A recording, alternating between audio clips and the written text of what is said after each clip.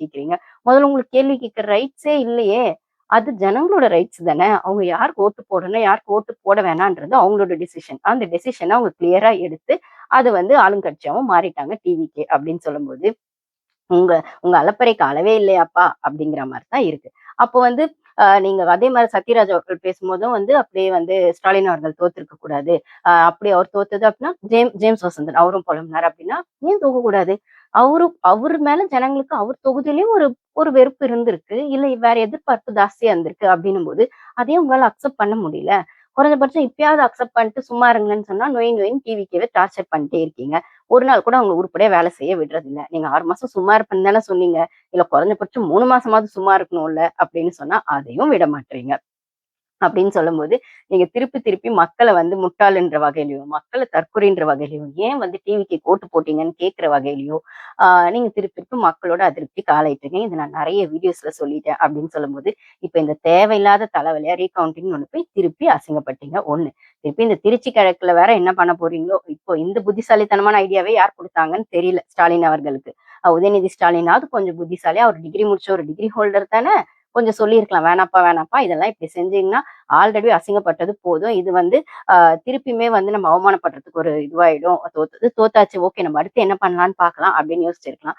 பார்த்தா நீங்களே அதுக்கு வாய்ப்பு குடுத்து, நீங்களே திருப்பி அவமானப்பட்டீங்க. சரி அடுத்து பை எலக்ஷன்லயே நீங்க நிக்காம இருக்கிற வரைக்கும் தான் உங்களுக்கு மரியாதை. ஒரு வேளை நின்னு நீங்க ஜெயிச்சிட்டீங்க அப்படின்னு சொன்னா, சட்டசபைக்கு வர்றதுல ஒண்ணும் பிரச்சனை இல்ல. ஆனா உங்க உட்கட்சி பூசலே நெறைய இருக்கே அப்படின்னு ஒரு பக்கம் கேள்வியா இருக்கு. அப்படி ஒரு வேளை நீங்க ஜெயிச்சீங்கன்னே வச்சுக்குவோம். ஜெயிச்சீங்கன்னா, எதிர்க்கட்சி தலைவரா நீங்க இருப்பீங்களா? உங்க புள்ள இருப்பாரா? அப்படின்னு சொல்ற இடத்துல திருப்பி உங்க கட்சிக்குள்ளேயே உட்கட்சி பூசல் வரும். கிட்டத்தட்ட ஏடிஎம்கே மாரி நீங்களே முட்டி மோதிக்குவீங்க அப்படின்னு ஒரு விஷயம் இருக்குன்னா, முதல்ல அத டிசைட் பண்ணிட்டு வாங்க.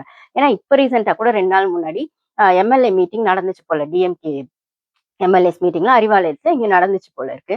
அப்ப அதுல இவரு இல்லவே இல்லையாமே! இவரு யாரு? ஸ்டாலின் அவர்கள் இல்லவே இல்லையாமே! உதயநிதி சார்புலயும், ஏவா வேலு சார்புலயும் தான் நடந்துச்சு அப்படின்னு சொல்றாங்க. அ எம்எல்ஏவா எம்.க. ஸ்டாலின் அவர்கள் இல்லாம இருக்கலாம். பட் ஆனா அவரு அந்த கட்சி தலைவர் தானே! எதிர்க்கட்சி தலைவர்ன்னு சட்டசபையில தானே உதயநிதி அவர்கள். பொதுவா எதிர்க்கட்சி தலைவர்ன்னு சொல்லும்போது ஸ்டாலின் அவர்கள்ன்னும்போது, இப்போ அவர் வின் பண்ணலன்றதுனால உதயநிதி ஸ்டாலின். ஒருவேளை ஸ்டாலின் வின் பண்ணியிருந்தா அவரு தானே இருந்திருப்பாருன்னா, நீங்க உங்களோட குரூப் மீட்டிங்க்குள்ளயே, உங்களோட எம்எல்ஏ மீட்டிங்க்கு, உங்களோட கட்சி மீட்டிங்க்கே அவர கூப்பிடல அப்படின்னும்போது, உள்ள என்னதான்ப்பா நடக்குது? ஏடிஎம்கே மாரி உங்களுக்கும் உள்ளுக்கு நெறைய நடக்குது போலயே! ஆனா வெளில தான் வரமாட்டது போலயே! அப்படிங்கிற மாரி இருக்கும்போது, கொஞ்சம் உஷாரா உங்க கட்சிக்குள்ளேயே கொஞ்சம் உஷாரா இருங்க சார்.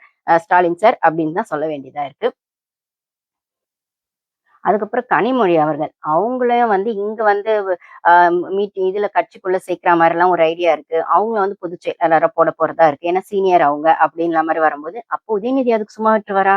உதயநிதியோட அத்தை தானே அவங்க கனிமொழி அப்படிங்கும்போது, ஆனா அவங்க தானே சீனியர் பாலிடிக்ஸ்ல அப்படின்னு சொல்லும்போது, அப்போ உதயநிதிக்கு போட்டியா கனிமொழி வருவாங்களா? அப்படின்னும்போது, உங்க ஃபேமிலிக்குள்ளேயே இவ்ளோ பாலிடிக்ஸ் இருக்குன்னா, நீங்க இவ்ளோ நாள் ஃபேமிலி பாலிடிக்ஸ் பண்ணீங்க. ஆனா உங்க ஃபேமிலிக்குள்ளேயே இப்போ பாலிடிக்ஸா ஒண்ணு இருக்குன்னா, முதல்ல அத சரி செய்யுங்க. ஒரு வேளை நீங்க பை எலக்ஷன்ல நின்னாலுமே எதிர்க்கட்சி தலைவரா நீங்க இருப்பீங்களா? உங்க புள்ள இருப்பாரா? அப்படிங்கிறதுக்கு ஒரு டெசிஷனுக்கு வாங்க. எப்படி பார்த்தாலுமே உதயநிதி அவர்கள் தான் ஸ்டாண்ட் எடுக்கிறது தெளிவா இருக்கார் போல.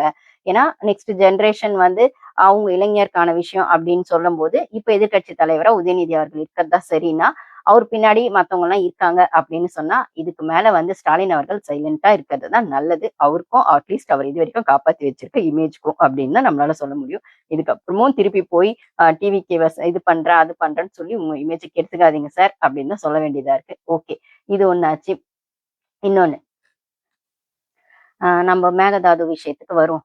என்னப்பா விஷயம்? அது மேகதாதுன்னு ஆரம்பிச்சது இப்பதான் ஆரம்பிச்சது. பட் ஆனா காவிரி பிரச்சனையா அது முதல்ல இருந்து காலங்காலமா இருந்துட்டு இருக்கு. நம்ம ஜெயலலிதா அம்மா பீரியட்ல இருந்து காலங்காலமா இருந்துட்டு இருக்கு. அப்படின்னு சொல்லும்போது, அவங்க தண்ணி திறந்து விடுறதுல என்ன பிரச்சனை? அப்படிங்கிறது நம்மளுக்கே தெரியும். ஆனா அவங்க அவங்களுக்கு பெங்களூர்ல என்ன பிரச்சனைன்னா, அவங்க குடிக்கிறதுக்கே தண்ணி வேணும் அப்படின்றாங்க. நம்ப விவசாயத்துக்கு தண்ணி வேணும் அப்படின்னு சொல்றோம். இருக்கிறதுலே அங்க இருக்கிற டேம்லயே பெரிய டேம் மேகதாது அப்படின்னு சொல்லும்போது, அப்போ என்னதான் இருந்தாலும் அவங்களோட ஸ்டாண்ட்ல அவங்க ஸ்ட்ராங்கா இருக்காங்க அப்படின்னு சொல்லும்போது, என்னதான் சுப்ரீம் கோர்ட்ல ஆர்டர் அது நம்மளுக்கு ஃபேவரா வந்தாலுமே, இப்போ ரீசென்ட்டா டி.கே. சிவகுமார் அவர்கள், அவர் காங்கிரஸ் தலைவர். ஐ மீன் காங்கிரஸ் அங்க வின் பண்ணியிருக்கு. சீஃப் மினிஸ்டர் காங்கிரஸ் அப்படின்னு சொல்லும்போது, அவர் அழைப்பு விடுத்திருக்காரு நம்ம சீஃப் மினிஸ்டருக்கு, விஜய் சாருக்கு அப்படின்னு சொல்லும்போது, இவரும் போறாரா போலையான்றது அபிஷியலா வெளியில வரல.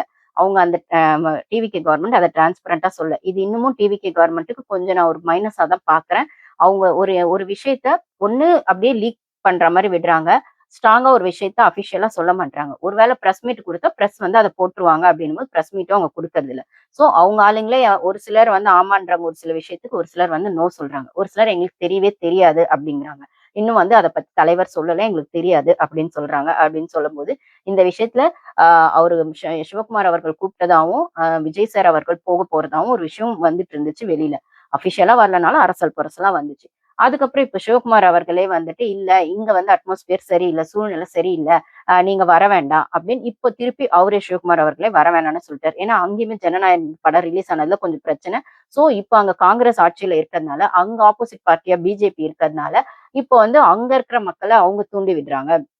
பிஜேபி வந்து இப்ப வந்து இவ்வளோ நாள் வந்து தண்ணி விடாம நம்ம புடிச்சு வச்சிருந்தோம். இப்ப காங்கிரஸ் வந்தோனே, காங்கிரஸ் கூட கூட்டணி டிவிகே இருக்கறதுனால, இப்ப அந்த சைடுக்கு தமிழ்நாட்டுக்கு தண்ணி விட போறாங்களா? அப்படின்ற மாரி அந்த சைட்லயும் வந்து புரொட்டஸ்ட் நடக்குது. பெங்களூர்லயும். தஞ்சாவூர்ல இந்த சைடுமே புரொட்டஸ்ட் நடக்குது. நம்மளுக்கு தண்ணி வேணும். அப்படிங்கிற மாரி 2 ஸ்டேட்லயுமே கொஞ்சம் பிரச்சனைகள் போயிட்டு இருக்குன்னும்போது, அங்க ஜனநாயகன் படத்துக்குமே பிரச்சனையா இருக்கு. இந்த தண்ணி விஷயத்த வச்சு.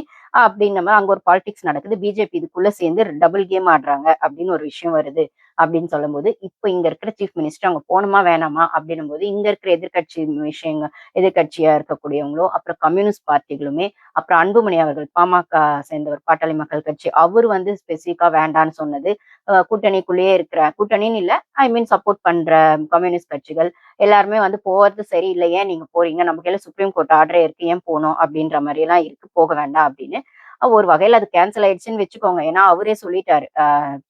அங்க கர்நாடகா சீஃப் மினிஸ்டரே வந்துட்டு, "இல்ல இப்ப வர வேண்டாம்" அப்படின்னு சொல்லிட்டாரு. ஒரு வேளை சொல்லலன்னா இவர் போயிருப்பாரா என்னமோ தெரியல.